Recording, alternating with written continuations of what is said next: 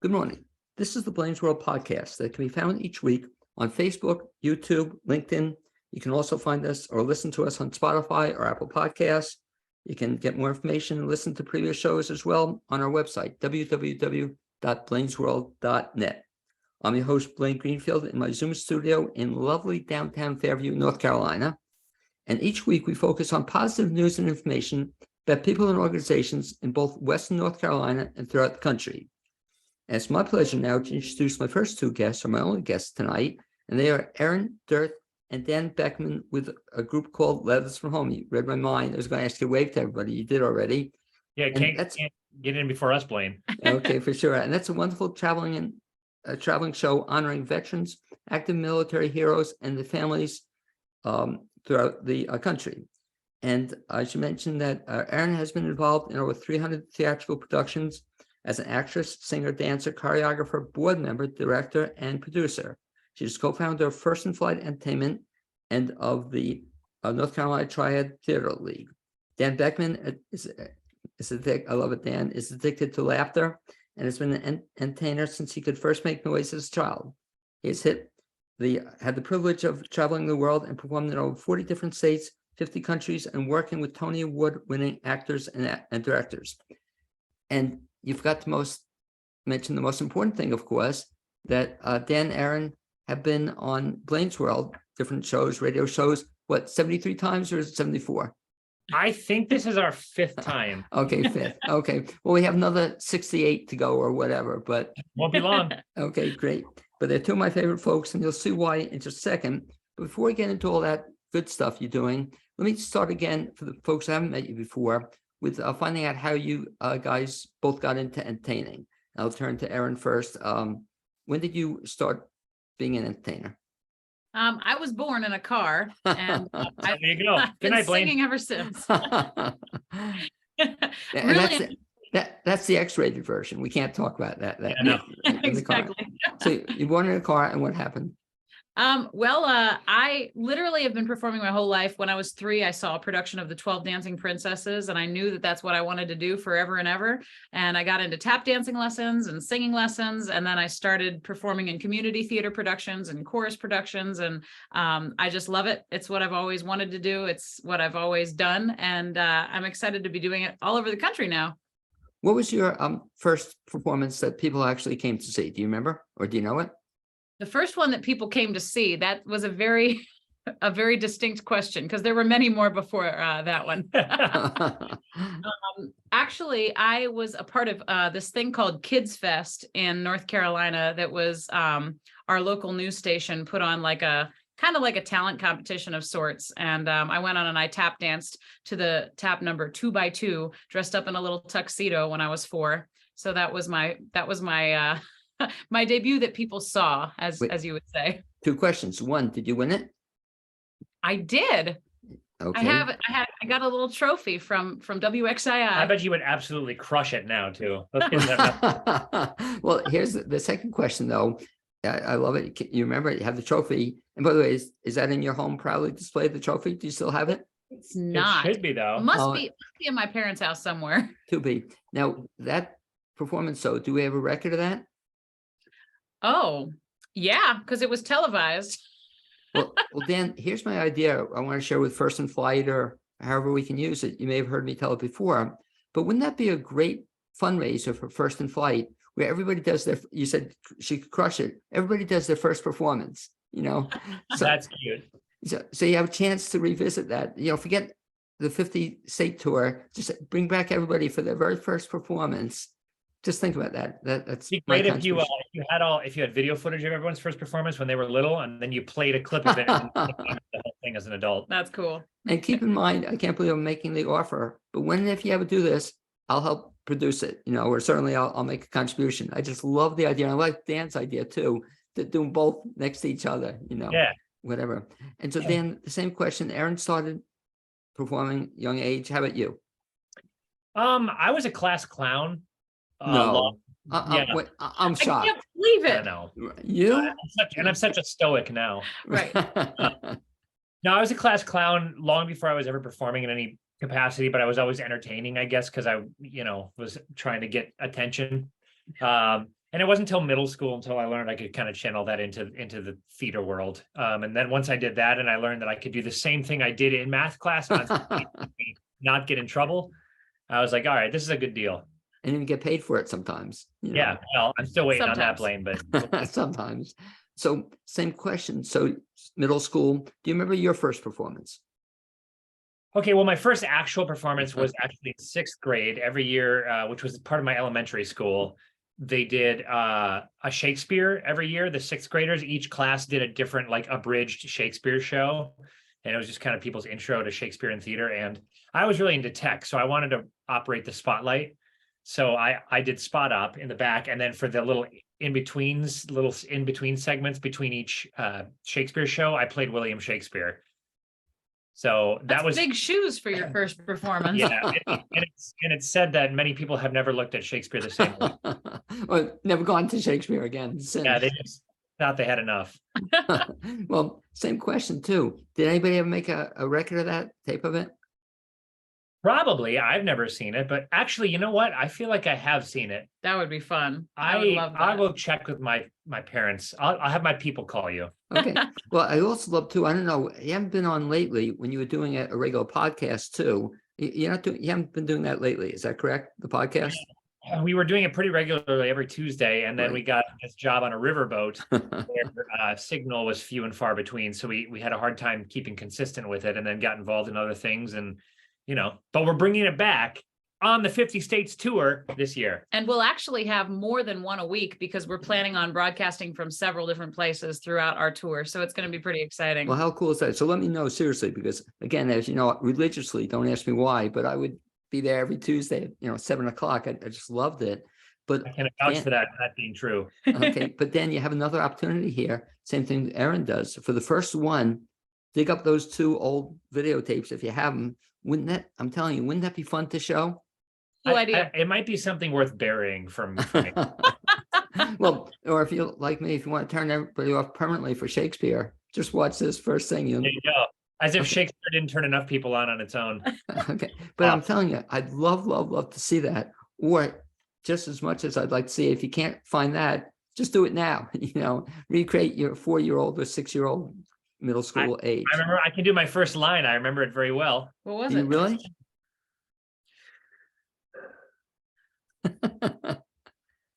Good day, my queen.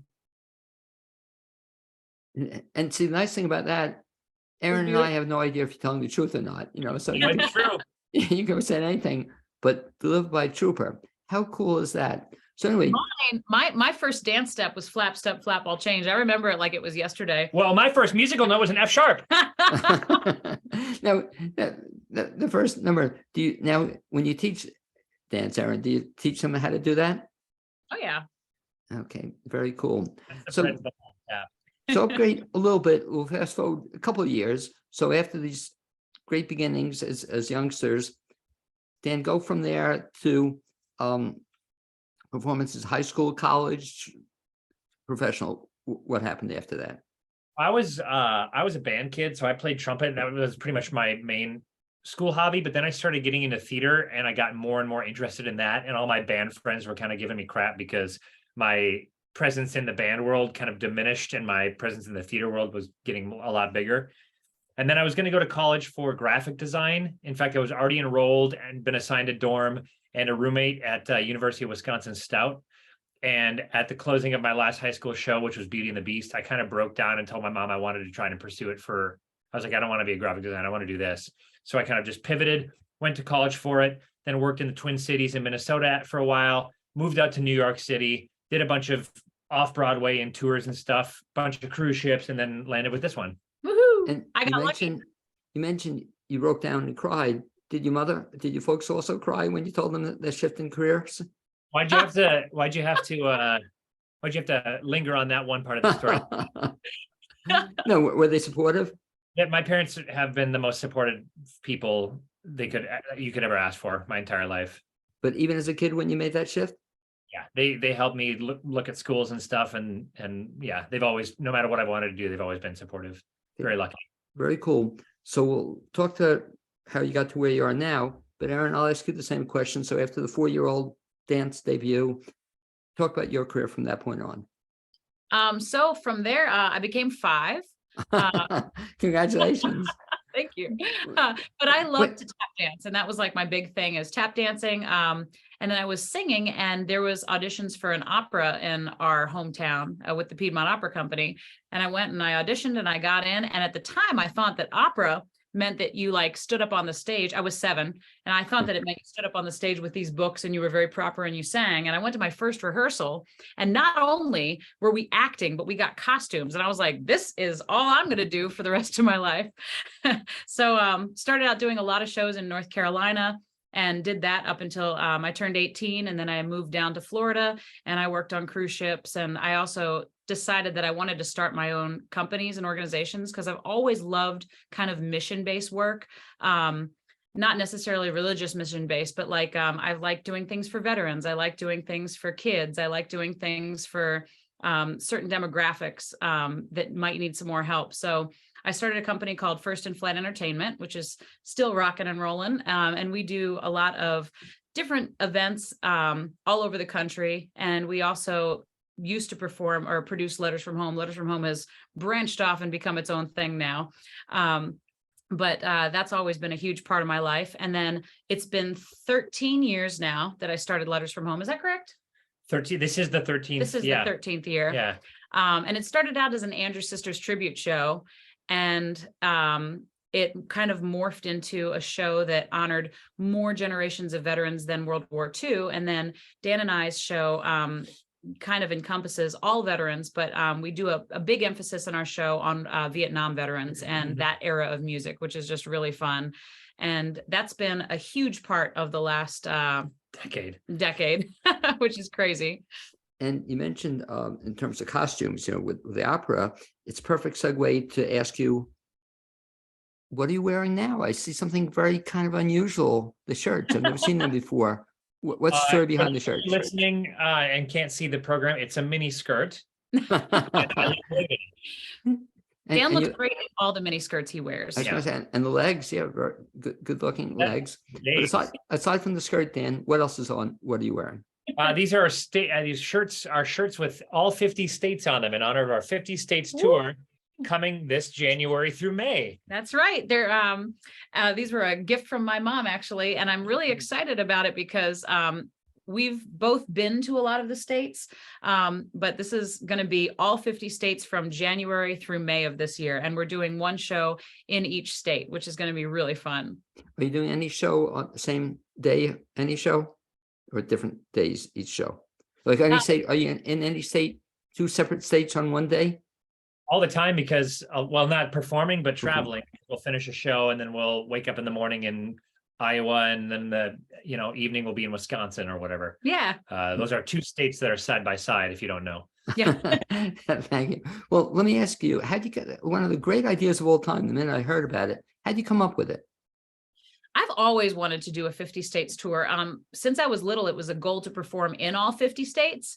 And as I got closer to that, I really was thinking about during the pandemic, a way to kind of unite the nation a little bit more because it was a pretty challenging time for our little country. Divisive.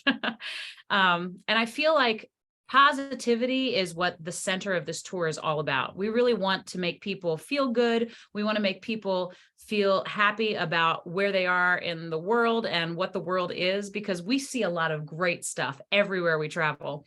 And we've been to a lot of places where we've been told that the show is hopeful and it makes them feel good. And we want to bring that everywhere in the country, not just to the states we've already been, but just kind of infuse this uniting thing everywhere. And I think it's fun that you could see the same show in Pennsylvania as your grandmother's watching in Utah, as your daughter's watching in Texas, so it's kind of neat to be able to have a shared experience for the whole country, even if people are apart.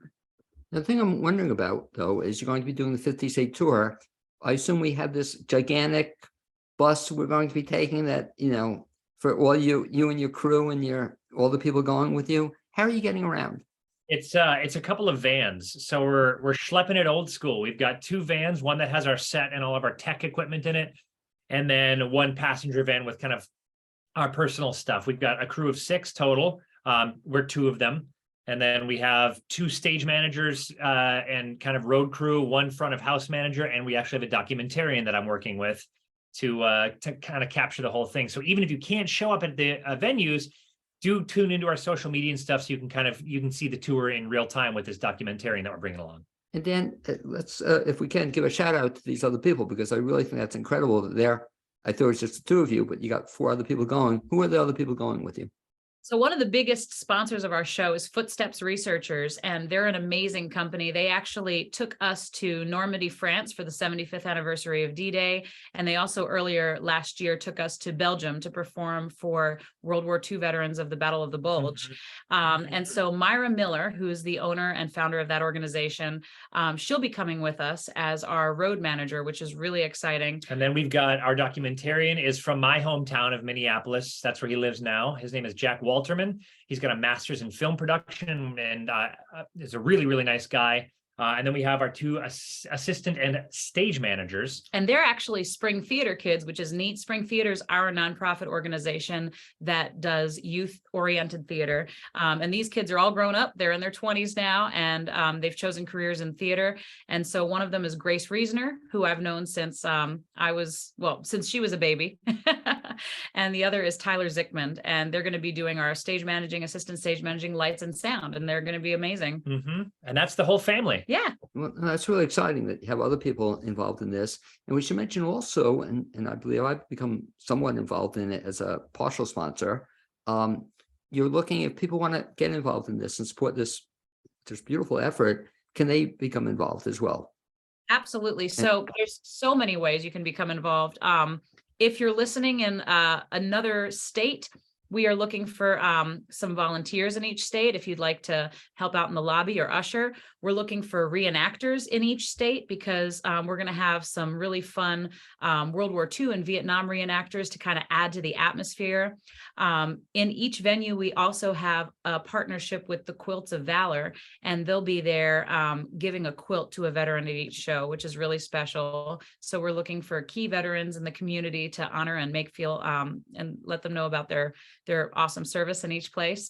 And then we have some cool sponsorship opportunities, not only for businesses, which there's some great ways to get involved with program ads and with shout outs and things along the way with the documentary, that sounded formal, the documentary and stuff. But we also have a way that individuals can sponsor veteran tickets, which is really, really special. For $20, you can sponsor a veteran ticket. Lovely. And we will get a veteran in under your name, and we'll send you a picture of the veteran should you like that, and should it be okay with them. Obviously, we're not gonna Right. So that'll be kind of neat. But we have a few sponsorships or a few partnerships with some veterans homes and VA hospitals, and they're going to be bringing buses of veterans to some of the theaters as well, which I think is going to be really special. And you can find all this information if you're interested at our website, which is www.lettersfromhomesingers.com. All this stuff is there if you want to read on. Okay. So you're giving me an idea here. I'm just thinking out loud. You mentioned something about a reenactment. Explain exactly what you're looking for, and maybe you will get me to make a trip up to North Carolina or your show. What happens at this reenactment? Well, so there's a whole community of people who are kind of, I guess, it's sort of like a subsect of historians, where it's people who are very into history of certain wartime conflicts or whatever, some periods of history, and they'll actually invest in outfits from that time period and gear and weaponry and things like that, and they will oftentimes stage these reenactments where you actually do, like, for instance, over in Belgium, you could have the Allied and Axis forces reenacting the Battle of the Bulge. And there's a huge community of these people. And they also have things like Jeeps or deuce and a halves or helicopters and things like that. So at the venues that are large enough, we're also hoping, and we have some of these already set up, that they'll be actually setting up in the parking lot or maybe outside the theater. So if you're someone who likes to look at the kind of museum-ish type wartime things, it's a great opportunity before or after the show to kind of meet people who are also passionate about that and see their cool toys. Yeah. Well, you're giving me an idea, Dan, here. I'm thinking out loud, if I volunteer to come up to North Carolina and you're tempting me here, like you did a couple of years ago when you tempted me to be in one of your productions. It was so cool. But this reminds me of recently, I don't know if you saw it, they had a reenactment of the Return to Bethlehem, the Christ story. And so I was in it 1 year as a rabbi, 1 year as a soldier. But I was really annoyed. I don't know if I'll have the opportunity with you, but this year I wanted to be baby Jesus, and they didn't let me. I'll tell you what, I've been telling Aaron for months and months and months that we need to add baby Jesus into the show.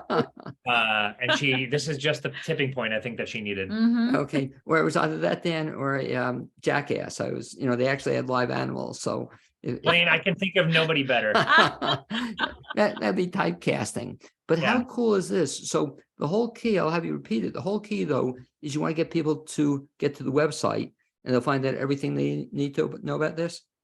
Yeah. You can get our tour dates and locations when we're going to be in your area. If you are interested in sponsorship, either helping to sponsor the tour or sponsor a vet ticket, you can find all that information on the website.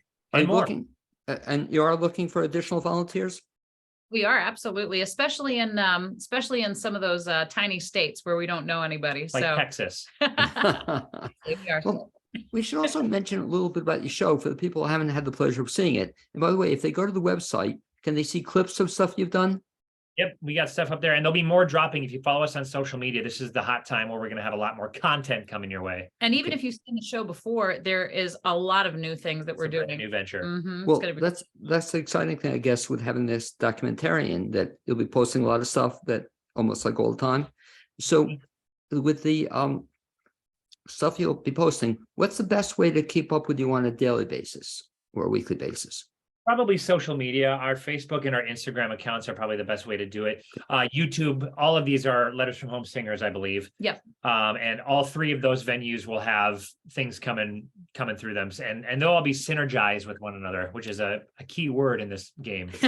Okay. And we really hope that people will follow us online. So even I hope everybody can make it to a show. We've tried to kind of sprinkle ourselves throughout the country, so nobody's too far away. But even if you can't make it live, we really hope people will follow us online. We're also 'cause- going to start a Discord server so that people can kind of keep in touch across the country. Hopefully we'll get people in there from all 50 states. And that'll be really Again, as a compliment to the both of you, that's one of the things I think was so cool when you're doing the weekly show, that you actually had group people, including me, who would just follow you and comment on it. It was just a lot of fun because it became an interactive show, even though you were in the location. Talk about one other thing too, which I love about the show, and I'm trying to think of the song, but we should mention the fact that it's a patriotic show, but it's open like to everybody, regardless of your political belief. I love how you do it. It's definitely patriotic. It's definitely political, but it's not political. Explain how you deal with that. Yeah, so our big belief is that patriotism is not the same thing as politics. And I think Good that's point. it's very, very conflated, especially now. I think that people try to politicize everything. And I think that your patriotic values are one of those things. We really believe that patriotism is about a community. And this 50 states tour kind of echoes that sentiment, because we're going to be traveling through 50 different states with 50 different communities, all of which are made up of people that are Americans. And we're one of the most diverse countries in the world. And it's a great place to be. And we're really hoping that people kind of don't put a political spin on anything we're doing, because we're a completely non-political organization. We just believe in community and patriotism and good times. And in those little communities, we're hoping that all 50 of the communities we perform in will become one big community. Yeah. And that's kind of like the mission of the Uniting. And I would say a secondary mission of what we're doing is something that I've been saying for years, that I believe that there's, of course, a lot of things that happen out in the world that aren't positive, and it's good to be aware of those things. But I think that each of us has the ability to be our own light. And I think that if everyone leaves the show with a positive attitude and a positive outlook, I think that we can be the lights that outshine those dark shadows. And I hope that we can really have a positive impact as a huge unit together. You and me and Dan, Blaine. Well, We're all doing it. Well, as you're saying, I'm just getting a chill thinking about it, because again, I haven't seen the show for a couple of years, but it's like so touching. Like I said, regardless of your beliefs. And the one song in particular, Dan, help me with the name of it. When you do the Green Beret or the Vietnam song, what's that song? Ballad of the Green Beret by Barry Sadler. Yeah, it's just, no matter how you feel about anything, you're going to be moved by that song. I mean, it's just it's such a touching song, and people are moved by this. You don't intentionally say you're going to cry, but be prepared to have shed some tears in the show. Mhm. And I think that actually the way that we've done that song still is in the show. I think the emotional gut punch of that song is going to be tripled the way we're doing it now. That's gonna be cool. Act 2 of the show is a lot more theatrical and narrative than the show has been in the past. So it kind of tells a story. Now, will people who can't make the show for whatever reason, will they have the chance to see it through a DVD or the documentary we're going to put together on it? You'll definitely get to see clips and numbers and certainly see our life on the road and views from the theaters and patrons and all that thing. But the only way to see the show in full for sure is to be there live, unfortunately. But hopefully that means people will come out to see us, because we really do love. Also, I have to say, being in the audience of a Letters from Home show is very different than watching it from home, because the audience gets very involved in the show. We kind of pull people from their seats so that they can get, become part of the show. Absolutely. And we also like to highlight the veterans that are there in the audience. And it's really neat to see. Sometimes we'll be in these huge theaters and we'll say a branch of the service and two people will stand up like across the room and they're like shooting eyes at each other. And like, it's just like Which is gross. All those eyes flying around. But as you're talking about it, though, I'm just, again, getting emotional, because you have to see it to believe it, but it's really powerful, to see the veterans. And then what's so nice about it, Aaron, is that everybody cheers, so regardless of your political belief, you just give these folks a lot of credit. You mentioned the documentary, so you're putting this together. Will that be available eventually on DVD? Here's hoping. We will have to see once because that's a ways off. Once we get done with it, we got to pour through footage and edit and build the film. In an ideal world, we'll be talking to festival circuits and then going through distributors, and hopefully if we have something that we think is valuable, we'll try to get it out there so that people can see it. Absolutely.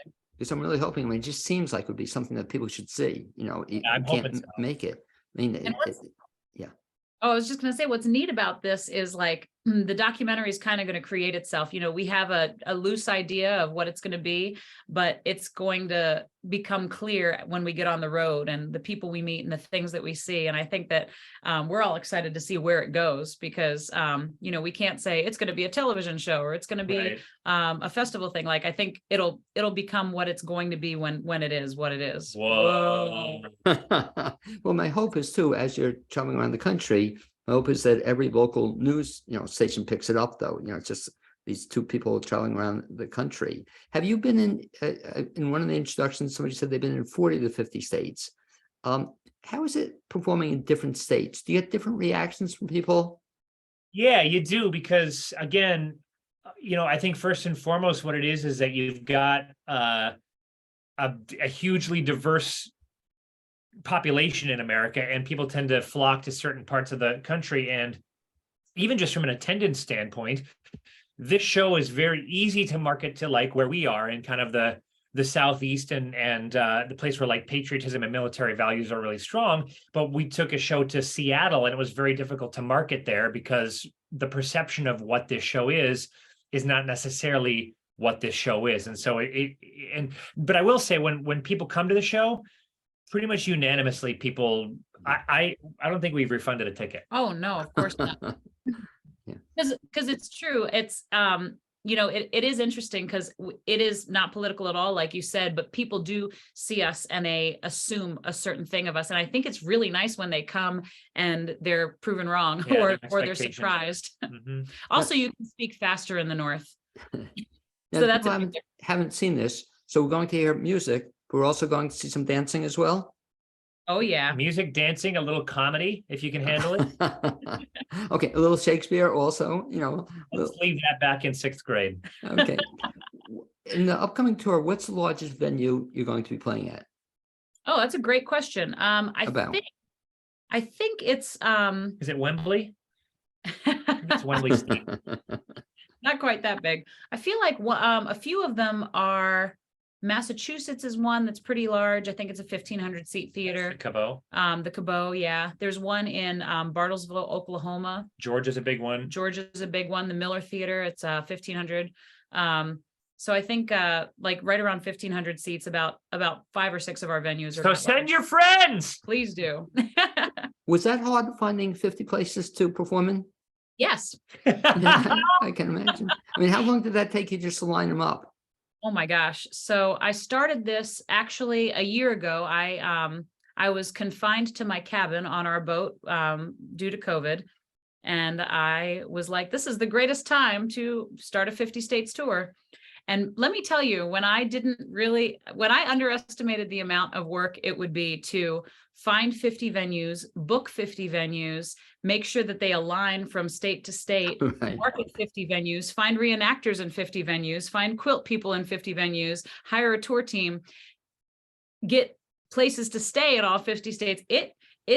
It's massive, but totally worth it. So the 50 states, so we're not going to be in your vans in any of the 50? You'll actually have beds? We'll see. Well, yeah, who knows? We'll see where it heads. Now we'll definitely we've found places to stay in most of the places. We will so not far. sleep in the rain. Yes. I don't know about beds, but You draw the line. And there's one other question before we recap where people can see this. So we talked about both your careers. And so how do you two of you then wind up in separate careers? How do you wind up performing together? that's a great question. Some would call it fate. Me, so I was. Well, I guess this works better from your perspective. Why don't you kick Well, this one off? Well, so I was looking for a partner in Letters from Home. I've had many partners throughout the whole time, and I've always had female partners in the show. It started out as a 3-person Andrew Sisters tribute show, and then I had a bunch of other girls in a duo show. And I've always looked for a guy, but honestly, it's very hard to find people who can sing, who can dance, who can interact with the audience, who can be fun, who can be laid back, who can be professional, like all of it at once. and can drive a van? Yeah, that was a bonus. And I saw a video of Dan performing at a cruise show, actually, on his cruise ship. And I was like, that's it. That's the guy. He's perfect because, well, I didn't know how perfect he was at the time. But I thought he was so great because he was going up to people without inhibition. He was just charismatic. He told me he couldn't dance, which is a blatant lie because he's a great dancer now. And I basically contacted him on Facebook through a mutual friend, and we started talking, and here we are. And we should mention, if we can, or I'll let you share the information. So here we are together performing professionally, but I understand there's another relationship going on as well, aside from professionally. There is. Very Surprise. astute. Yeah, we're engaged to be married in October. Woo! Oh. This year. You have a date too. So Dude, October 7th. You don't know this, Blaine? No, we You're didn't get the definitely invite yet. invited, Wait, Brian. wait a second. You're going to be on the tour then, though? Oh no. No, we'll be done. Oh. You gotta come out. You gotta come out to Elkin, North Carolina, Blaine. And Okay. getting married is our reward for getting through this tour. Okay, well, great way, but as they say, mazel tov, congratulations, so excited for you. And one last time, if you can, if folks want to find out more about this, specifically do one of two things. First of all, get to a show if you can, and you're twisting my arm here, but it's becoming a possibility. And if they want to find out more, keep in touch with you. What's the best bet? Lettersfromhomesingers.com. Okay, and that'll be on all the social media, Facebook, Instagram, the same thing too. Letters from Home Singers and YouTube as well. Those are our 3 main spots, our landing zones. Yep. And follow us on Facebook tonight. If you can, just hop on there and follow Letters from Home Singers, because everything that we do, we'll post on there, at least a link to whatever we're doing. So it'll And help the you first follow. 10,000 subscribers who link Blaine's World get a free canoe. Woo! Wait. Well, anyway, I can't tell you how excited I am for you guys. This is such a great fun thing you're doing. And certainly what's great about this too is that knowing the two of you, it's always something different, you know, and I guess I won't put you on the spot, Dan or Aaron, but it's going to be hard to top this one. What do you think? The 50 states tour, you Yeah. never know, because when we're done with this, we'll have communities all over the country. So I'm hoping that whatever's next is going to be just as epic. Or I guess next would be the worldwide tour, you know, so that's The Galactic Tour, the Universal Tour, the Metastatic Tour, where we actually leap beyond space, and you get the idea. okay. So something to look forward to. Anyway, guys, thanks. It's always a pleasure, and I look forward to being in touch. All right, Thanks, see you guys. later. Okay, be Bye. well.